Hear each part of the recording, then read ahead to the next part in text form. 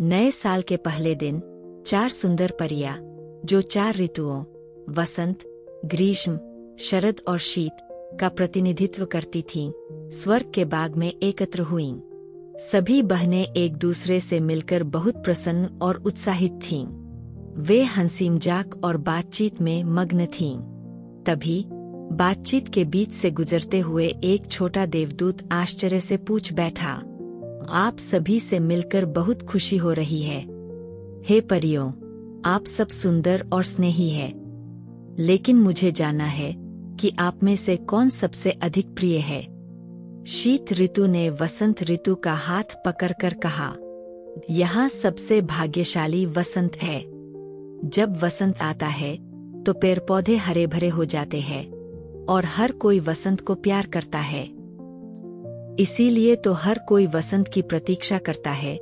जब नववर्ष आता है, परिवार एक साथ मिलते हैं। सच में वसंत सबसे प्रिय है। इसके बाद वसंत ने धीरे से ग्रीष्म ऋतु से कहा, यदि तुम्हारी गर्म धूप न हो तो बाग के पेड़ों में सुगंधित फूल और मीठे फल कैसे लगेंगे। इतना ही नहीं, बच्चे भी ग्रीष्म को सबसे अधिक पसंद करते हैं, क्योंकि वे इस दौरान स्कूल से छुट्टी पाते हैं। वे अपने परिवार के साथ समुद्र तट पर घूमने जाते हैं। इससे अधिक आनंद की बात और क्या हो सकती है। लेकिन ग्रीष्म ऋतु ने कहा, बच्चे तो शरद ऋतु को भी बहुत पसंद करते हैं, क्योंकि शरद में वे चांदनी रात में त्योहार मनाते हैं, दीप जलाते हैं और उत्सव का आनंद लेते हैं। विशेष रूप से जब शरद आता है तो मौसम सुहावना हो जाता है। सुनहरे पत्तों की सरसराहट कवियों और कलाकारों को मोहित कर देती है। शीत ऋतु ने यह सब सुना तो वह उदास हो गई। उसे लगा कि सभी अपनी बहनों को पसंद करते हैं, लेकिन कोई उसे पसंद नहीं करता।